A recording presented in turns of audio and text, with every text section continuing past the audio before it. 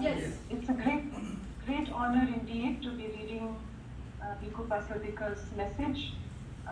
He's very senior. He's the earliest memory of a Buddhist monk that I have at home is of Bhikkhu Paswadika.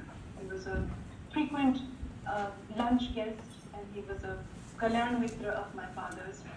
And it is nothing short of a miracle that we have been in touch and that he has been so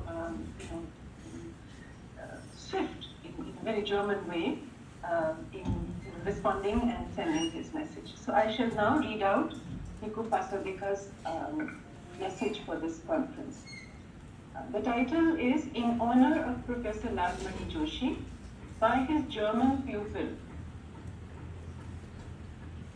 Venerable Dr. Samdong Rinpoche, former director of the Central Institute of Higher Tibetan Studies at Sarnath, Varanasi, wrote in 1993, open quotes, the long time and close association of Professor Joshi with the Institute served as a source of great inspiration for us and proved conducive to the overall development of the Institute. The Institute therefore decided to commence an annual lecture program under the name Professor L.M. Joshi Commemorative Lecture Series, a partial requital of the debt of gratitude to Professor Joshi. Close quotes. L.M. Joshi Commemorative Lecture Series were delivered in 1992 by Professor G.C. Pandey, who was my father's PhD guide, who says at the beginning of his studies in Mahayana, open quotes, dedicated to the fond memory of my late pupil, Professor Lal Mani Joshi, kindly, scholarly, zealous, close quotes. As far as I know, Bhikkhu Paswadika continues, as far as I know, the fact that a research supervisor, in German we say Dr. Vater, that is a father of a student who writes a doctoral thesis, that a research supervisor of great renown has given a laudatory lecture series in honor of his former pupil is absolutely extraordinary. Speaking of his Kondon students' magnificent and superb contributions in the fields of Buddhist and religious studies. G.C. Pandey's eulogy is definitely borne out by what has been written in the obituaries mentioning the life and works of this untimely deceased student. For example, open quotes, everything Joshi wrote was inspired by a deep personal involvement in the doctrine of the Buddha. Through his work and teaching, he has brought many to a better understanding of the doctrines and beliefs of Buddhism. His example and his work will continue to inspire future generations to study and explore the Buddhist scriptures. This is from one of the obituaries that he quotes. You see, there is a footnote to it. It was published in the Buddhist Studies Review, Volume 1, Number 2, London 1983-84, page 169. Most of Professor Joshi's works were written in English. One publication, however, proved an exceptional event. His Hindi translation of an Indian and Buddhist classic, the Vimalkirti Nirdesh, which until the mid-70s of the last century was forgotten in its homeland. In this connection, I have to mention how I got acquainted with Professor Joshi and subsequently became deeply indebted to him for the whole of my academic career. After my MA course at the Nalanda Mahavihar, I studied classical Chinese and Japanese in Kyoto between 1964 and 65 and read for the first time the Vimalkirti Nirdesh in Chinese, a stunning experience. In 1965 to 69, I learned classical Tibetan from Tibetan masters, staying at that time in Bangkok. In 1970, I returned to Nalanda and began to write my doctoral thesis, that is, a critical edition of the Tibetan translation of the Vimalkirti Nirdesh and an attempt to retranslate the Tibetan text into classical Sanskrit. Unfortunately, in 1971, the Indo-Pakistan War broke out, effected by the fight for the independence of Bangladesh. At that time, the situation at the Nalanda Institute was rather catastrophic. Time and again, no electricity, no water. At Bodh Gaya, I met a Tibetan friend who had become a lecturer at the Punjabi University, Patiala. I apprised him of the situation at Nalanda, and on his return to Patiala, he told L.M. Joshi about it. Immediately, I received a letter of invitation from Professor Joshi and left Bihar via New Delhi in blackout. I was warmly received by Professor Joshi, was given a wonderful researcher's accommodation, a research grant, etc. Luckily, a few days later, the war also ended. Bangladesh celebrated Victory Day on 16th December 1971.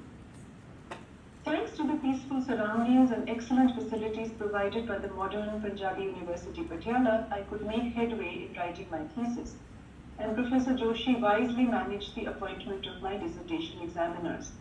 Jean-Willem de Jong, one of the leading Buddhologists of his time, and Robert A.F. Thurman, a renowned Tibetologist.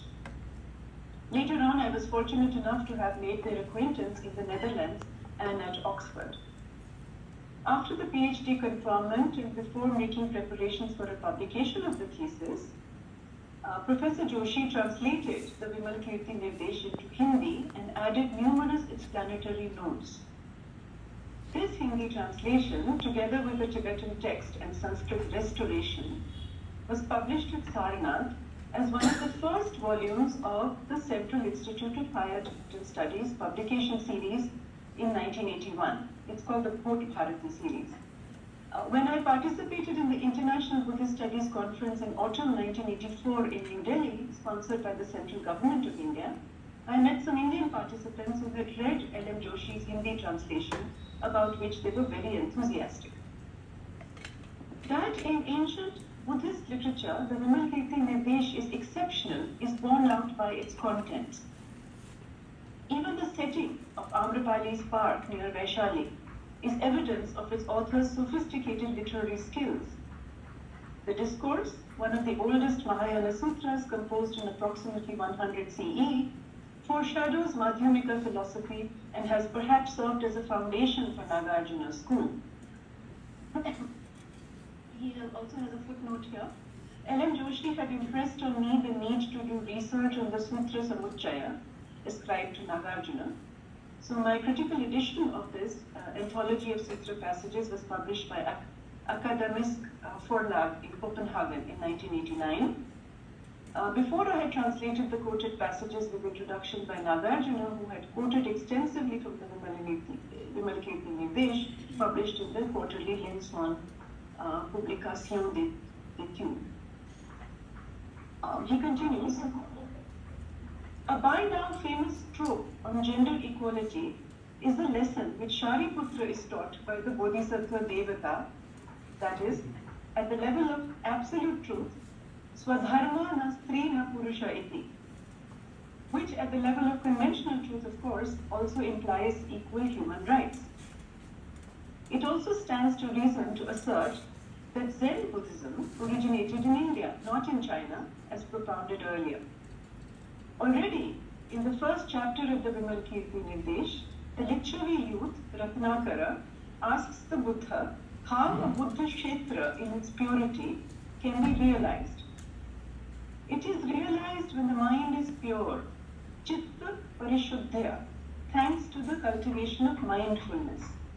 Later on, the sixth Zen patriarch, Huineng, in Tanjing Platform Sutra, says that, open quotes, when one's mind is true or honest in Paramartha, one is in the pure land, close quotes. Vimalkirti has dialogues with bodhisattvas accompanying Manjushri on the topic of Advaya, non-duality. The bodhisattvas answer in a variety of ways. And Manjushri says that by explaining what Advaya means, one is already trapped in dualism. Vimalkirti, in the end, instead of a statement on his part, keeps silent. The thundering silence of Vimalkirti can be taken as a forerunner of Chan or Zen Buddhism, avoiding statements on Paramartha Satya.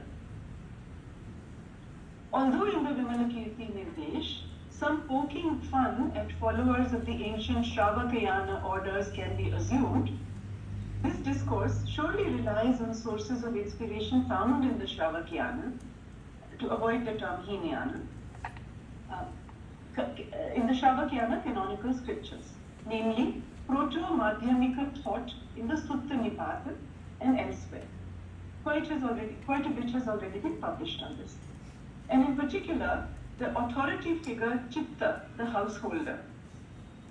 In the 1960s of the last century already, Satyan Bodhinanda translated the Vimalakirti Nirdesh from Chinese into Thai, mentioning Chitta's inspirational role.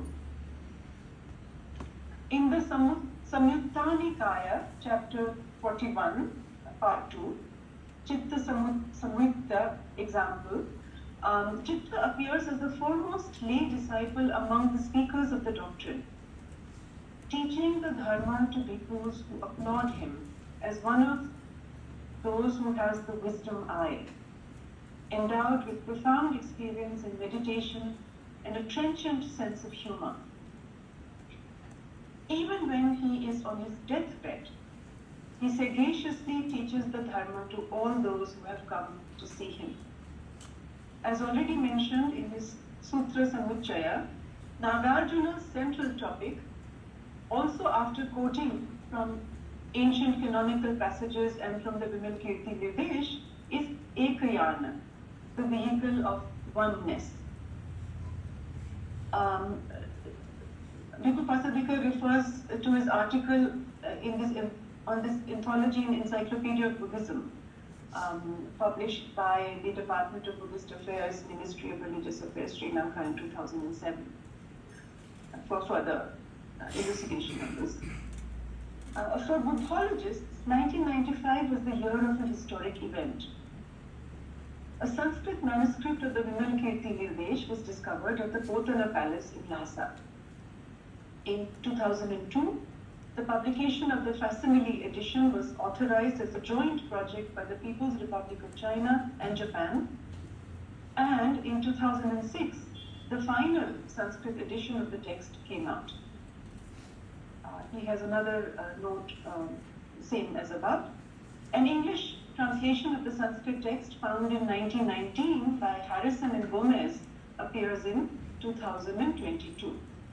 This is Paul Harrison, who is at Stanford, I think, and Louis Gomez, who published from Berkeley, Vimalakirti, teaching the Vimalakirti, an English translation of the Sanskrit text found in the Potala Palace.